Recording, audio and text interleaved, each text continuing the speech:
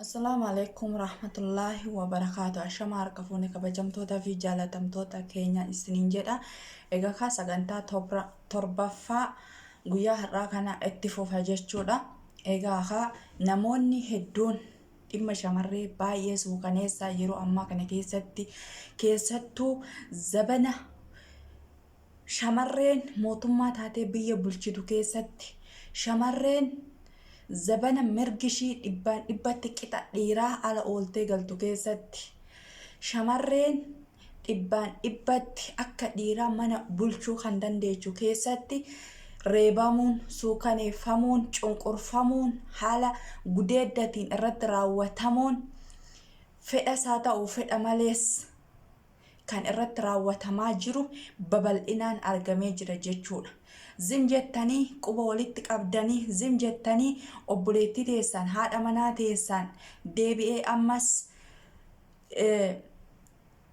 haadha teessan kabaja dhooguu irratti safuun cabuu irratti amantaa keessayyuu osoo baatanii safuu keessan cabsitanii haala amala yeroo shamarreen of dandeechee akka dhiiratitti ala keessa hojjettee ooltee galtu kana keessatti dhiirri mataa gadi qabee tumuun dhiirri mataa gadi qabee hacuucuun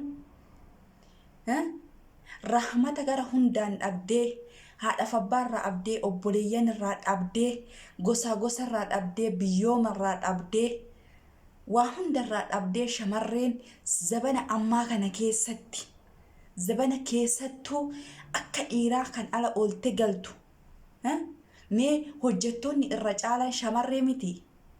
Shamarreen bakka duraan shamarreen duraan balbala irraayyuu gadi baatee ni jirti. Yeroo zabana shamarreen akka dhiiraa ooltee galtu kana keessatti shamarreen biyya ormaa keessatti irraa nyaachaa qabeenya ishii irraa nyaataa qaama ishii balleessaa uleedhaan reebamaa zabana akkam keessa akka jirru ummattoota keenya keessattuu olumaayyonni gurguddoon achi teechanii shamarree shahadaa qabsiistan shamarree haala gurubbii irratti qura'aana addaa barsiistan waan akkanaa kana barsiisuu qabdanii ture sila.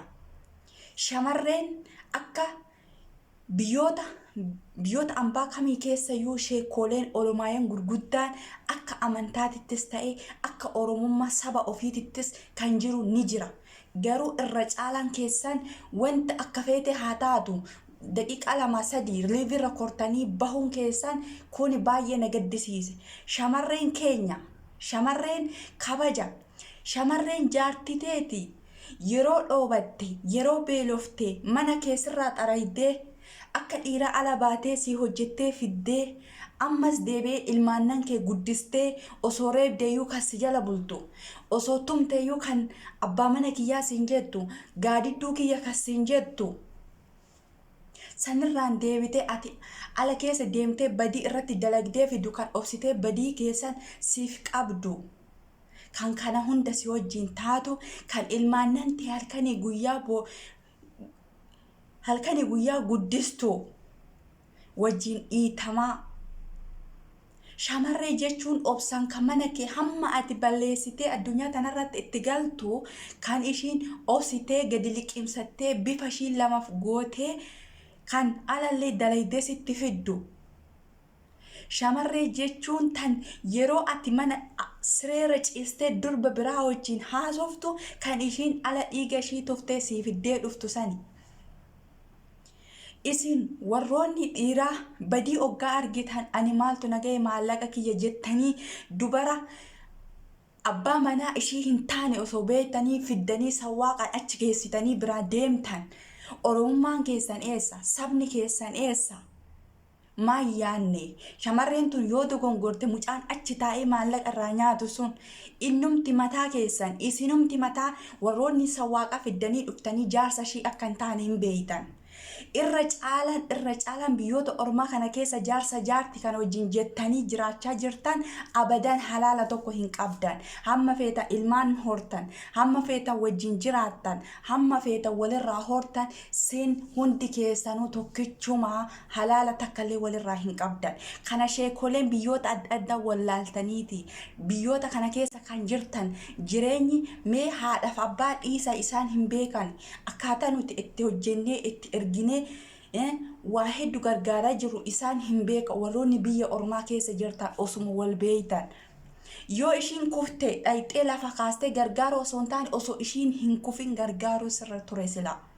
Hanga ishiin gufattutti osoo hin taane osoo ishiin hin gufatin osoo shamarreen tun hin gufatin qarqaaruu sirra jira ture sila.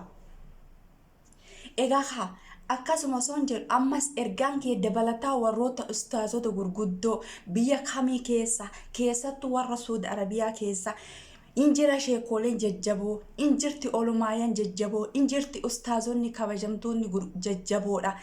Yeroo shamarreen takka durbi takka heeruma feete haadhaaf abbaatti yeroo himatte haatiif abbaa maallaqa ishiisanitti waan jamaniif heerumsiisuu gurguruu hin dandahan.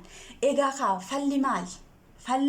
Falli kan jiru dhiiraa fi dhalaan takka eegga heeruma halaala feete ambaasiin majlisiin musliima eegga maqaa musliimaa baattattanii amantaa musliimarra jiraattanii haala shari'aa itti ni kaasin hidhu osoo beeytanii isin waan gochuu qabdan biyyoota keessan keessa kan biyya ormaa sin wajjin jiru sheeka sinitti dhiyaatu waraqaa ni keenya keessan akkaataa itti isinii hidhu haala mijeeffachuu isinirra jira kanaan achee.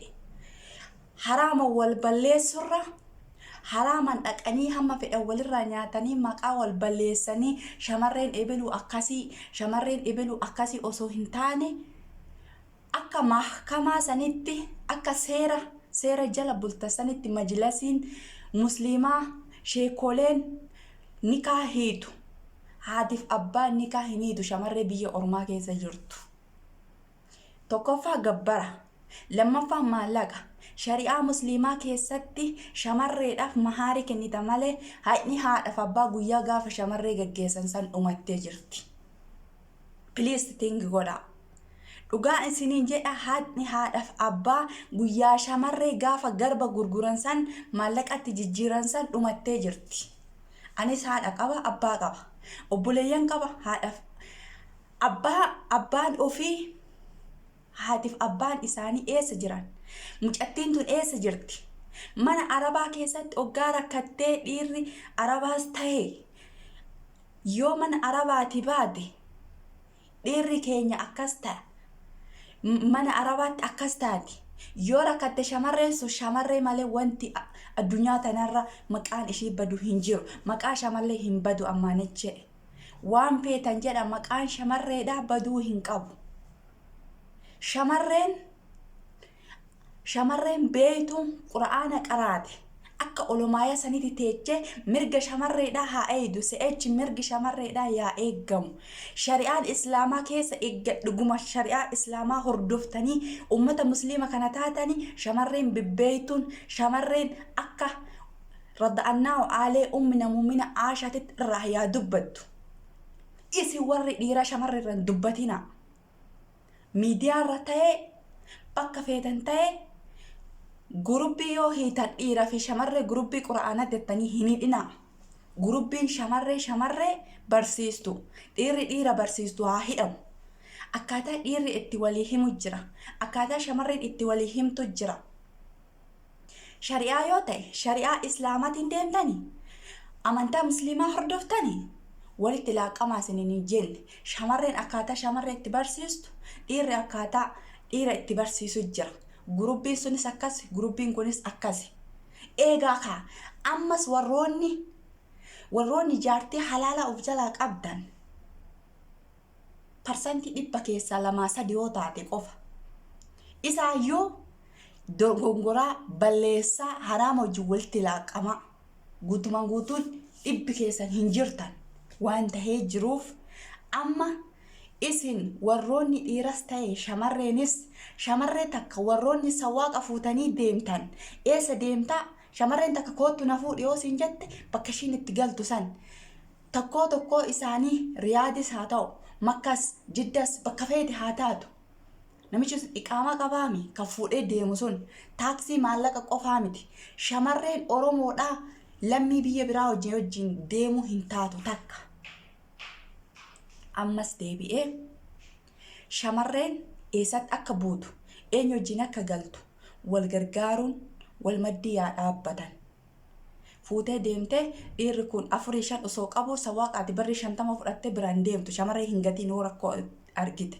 Siyaa himattu ol baatee yeroo ishiin ol baatee si himattu jaarsa kiyyarraa addaan na baase yoo kasiin jettee si himatte hin himtaaf waan jettuun. Maal jettaan? Jaarsa gatee waraqaa nikaa eessa? Nikaa akkamitti hidhatte? Eessatti hidhatte? Jettee dubbachuu sirra jira. Karaa Rabbiittillee, karaa saba keetittillee, karaa ilmaan Oromootittillee. Kanaafuu warroonni sawaaqaa iqaamaa qabdan irra caalan keessaan shamarreen kanaan achi baduu hin qabdu. Birriidha jettanii shamarree dhiira nikaa ishiin taane dhiira jaarsa ishii hin taane biratti gattanii deemtanii achi deemtanii afaan keessan hin banina.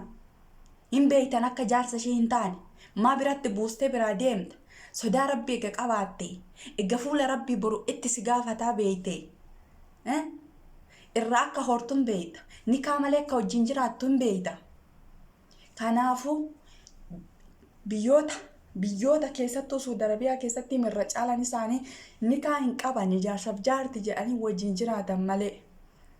Kana ta'uudhaaf sheeka nikaa wajjin hidhatan halaala itti hidhatan deebi'ee namoonni jajjaboon namoonni akkamitti jaarsaaf jaartii haala itti hin beekne keessa seenanii baratanii shamarree tana wanti irraa oolchuu qaban ni jira. Akkaataa furmaan itti oolchuu qaban warroonni jajjaboon mataa keessanii jirtan dubbadha. Shamarreen haatiif abbaan gatan nutu wal beeka. Nutu mana tokko keessa jira. Nutu biyya ormaa kana keessa rakkoo biyya ormaa tana keessallee wal beeka jechuudha. Kanaafuu rakkoo kana wal furuuf maal akka gochuu qaban dhiira maallaqa taa'ee irraa nyaatu gadi qabii gara fi eenyuun sin gaafatu. Dhiira osoo jaarsa ishii hin tahin sawaaqa fiddee dhuftee biratti mashaakila hin danda'u jedhi uummanni kun guutuu si faana jira. Durriyyee mana kamiyyuu haa taatu yaa amma shurxaatti yaamta yaa amma ofuma keetti gadi qabdee garafta.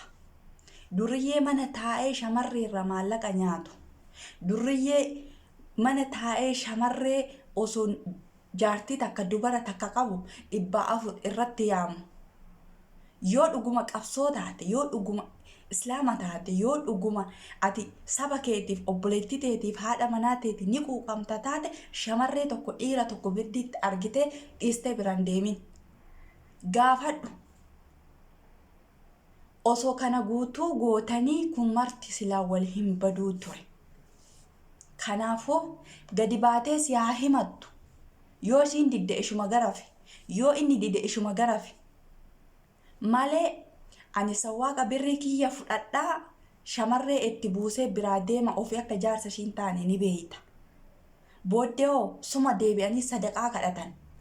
Birrii 50 itti kennite sii kennite sawaaqa jetteetimi 100 gootee sirraa fudhatte sadaqaa gisee ishiin rakkatte osuma beeytu achitti gattee biraa deemte. Kanaafuu yaa uummata kiyya waliin balleessinaa. Ani yeroo hedduu irra deddeebi'ee nan dubbadha waan akkanaa kana. Osoo akkana gootanii, osoo shamarreen wandi keessanuu walii birmattanii raattanii akkanatti waliin balleessitan. Akkatti maqaan shamarree hin badu, dhiirres hin badu. Dhiirri gaarii hojjetes, badii hojjetes jechuudha. Kanaafuu yaa uummata kiyya wal sirreessaa. Wal sattaraa hoo jennu walii kana. Jaarsi yoo nikaa halaala akkamitti hidhachuu qaba? Haatiif abbaan biyya jiraattee siif hin hidhanii. Bakka buufadhu sheeka ambaasii majlasii sheekolee musliimaa keessaa akkuma shahadaa qabattu kanatti yoo nikaa hidhatte uummata akka rakkoon hin jiru. Immoo hommi halaala irratti hundaadhu jechuudha. Malee amma warratti yoo bilbilte achi teechee yaan talatii hin heerume isaan duraatu heerumeef si wanno hin jenne bara biyya ormaa kana kan badde karaa baararra kan deemte kan asii umrii kee osoo kichummaa fuulli kee daa'ummaa si qabu san mana barumsaa keessaas illee ta'e kaan irraallee si baasanii si ergan osoo ati heerumii taate biyyarra ormaatti sin ergan maallaqatti si jijjiiran isaan guyyaa gaaf maal jette naan jedha isaan gaafa ati guyyaa biyyarraa daandii Itoophiyaarra deemtu guyyaa san kalaas maallaqatti gabrummaatti si gurguran gabra gurguruun hin beekani garba gurguranii jiran haatiif abbaan haqa sirraa hin qabdu miskiin abbaa fedhee deeme shamarreen akka shari'aa islaamatti illee shamarreen takka shamarreen rayyuu qarqaarsa riyaala takka fudhachuun haraama eenyutu halaala isinii godhe humni shamarreen mana arabaa keessa dhiira sagalirraa kashuufa qadattee mee eessa jira mee ajjabattee akkanatti ajjabattee haa hojjettu mana arabaa keessa akkatti ajjabattee namni hojjetu jira musliima abbaa fedhee addunyaa tanarra deemi yaaboo dhuguma ati ijaaba amma shamarree tiiktookii shamarree ijaaba shamarree maanxiqirshii hojjettan mana arabaa keessa akkanatti hojjetti mee shamarreen akkanatti mana arabaa keessa akkatti ajjabattee hojjettu ni jirti makshuufa kun qullaa kunis qullaa hunduu qullaa injirtu o'i achi o'a achi ijoollee arabaa yeroo ishiin isaanuyyuu hin hojjechiisan rifeensa mataatu irraa haada wanna biraa dhiisati rifeensa mataa ishii kan irraa kanaadu jira warri arabaadha gabrummaa gabri eega gurgurame maallaqatti eega jijjiiramte warri haadhaaf abbaani haqa isaanii eega kan jettan isaan haqa ilmoo ofii yoom eegan haadhaaf abbaatti dabsuu kiyyaa miti bar sababiin haadhaaf abbaan ilmoo isaaniitti dabdee gabrummaatti maallaqatti jijjiiran guyyaa san haqni isaanii dhumattee jirti wallaalummaa ta'eeti malee gara laafummaa ta'eeti malee shamarreen asteecha miskiina meeqa kan ishiyyuu gargaaruu qaban ishiin gargaaraa jirti deebitee har'allee kan marakkachaa jiru shamarree keenya heeruma irratti yoo heerumte rakkina yoo dhiiste rakkina yoo jaalatte rakkina yoo jibbite rakkina bakka hundatti hacuucamaa jirti booddee ishiyoo qullaa miidiyaatti baatee jirti jettan abbaa feetan dalagaa waan feetan jedhaa du'aayii feetan itti godha warra azaabaa meeqa feetee jedhaani abadan hin geettu shamarre wanni isin haasoftan kun tokkichuuyyuu hin geettu maaliif hin geenye guyyaa haatiif abbaan daandii Itoophiyaarra baqachiisan garbatti maallaqatti jijjiiranii jira egaa garba gurguranii akkam shamarreen guyyaa gaafa biyyarraa baatu san garba taatee jirti kanuma dubbiin liqimsaa gadi akkasiin sinin jedha assalaamu alaikum rahmatullaahi wa barakaatuh